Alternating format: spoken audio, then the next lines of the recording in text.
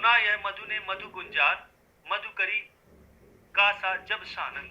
किए मुख नीचा कमल समान, प्रथम कवि का जो सुंदर छन। कि जब मनु ने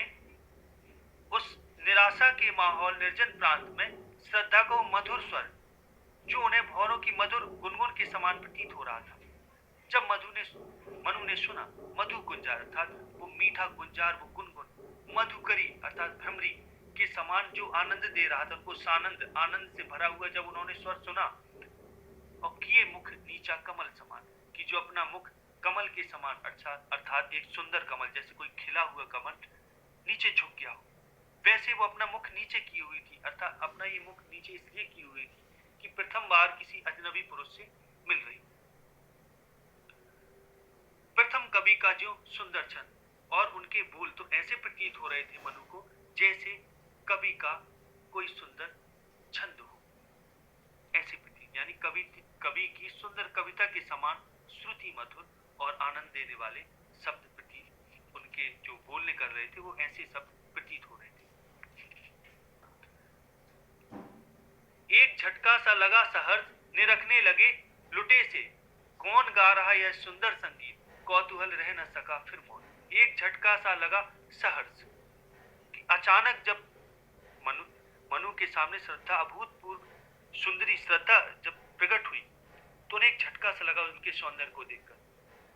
और निरखने लगे लुटे से अर्थात उनके आकर्षक रूप को देखकर वो ऐसे उनको देखने लगे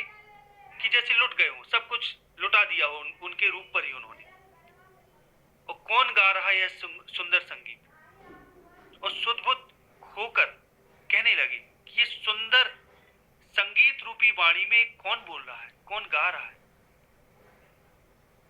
कौतूहल रह न सका फिर मौन, कि उनकी उस प्रेम भरी माधुर्यपूर्ण वाणी को, जो एक भ्रमरी के समान गुनगुन मतलब भ्रमरी का एक गीत सा प्रतीत हो रहा था, उनकी वाणी को जब उन्होंने सुना तो फिर उनका कौतूहल, उनकी जिज्ञासा फिर मौन न रह सकी, अर्थात वे मौन न रह सकी और उसके बारे में जानने के लिए उनके मन में जिज्ञासा उत्पन्न हो गई। बोलते हैं आगे, और देखा वह सुंदर दृश्य, नयन का इंद्रजाल अभिराम, कुसुम वैभव में लता समान, चंद्रिका से लिपटा घनश्याम। और जब उन्होंने वो सुंदर दृश्य अर्थात उसके जब सुंदर रूप को देखा, और नयन का इंद्रजाल अर्थात जादू, नैनों का जादू, अभिराम सुंदर वो नैनों का जादू देखा, यानी जब अपने नैनों से वो ऐसे उसका रूप लग रहा है जैसे कोई जादू हो रहा हो, यह दृश्य उनके नैनों को जादू के समान प्रतीत हुआ, आकर्षक लगा उन्हें। और कुसुम वैभव में लता समान, और ऐसे उनको वो प्रतीत हुई जैसे कुसुम अर्थात फूल, वैभव मतलब वैभव में लता समान, कि जैसे फूलों से लदी हुई, कुसुम वैभव अर्थात फूलों से लदी हुई सौंदर्यमयी लता ऐसे प्रतीत हुई। और चंद्रिका से लिपटा घनश्याम, जैसे चांदनी से लिपटा हुआ घनश्याम अर्थात बादल का कोई टुकड़ा ऐसे प्रतीत हो रही थी। हृदय की अनुकृति बाह उदार, हृदय की अनुकृति बाह उदार, एक लंबी काया उन्मुक्त, मधु पवन क्रीड़ित ज्यों शिशुशाल, सुशोभित हो सौरभ संयुक्त। कि हृदय की अनुकृति अर्थात आकार, बाह उदार, बाहरी रूप जो है वो उदार, कि उनकी जो देह यष्टि थी, जो शरीर की आकृति थी, यानी जो हृदय से वो बड़ी उदार और विस्तृत प्रतीत हो रही थी, अर्थात विस्तृत और उदार हृदय उनका एक प्रतीत हो रहा था, यानी बाहरी रूप से दिखने पर बड़े विस्तृत और उदार हृदय वाली, बाह उदार, बहुत उदार प्रतीत हो रही थी। एक लंबी काया, उनका जो शरीर था लंबा था, विशाल था, उन्मुक्त और जो स्वच्छंद थी। मधु पवन कीड़ित, यानी जो मधु पवन अर्थात जो मंद मंद बहने वाली जो पवन होती है,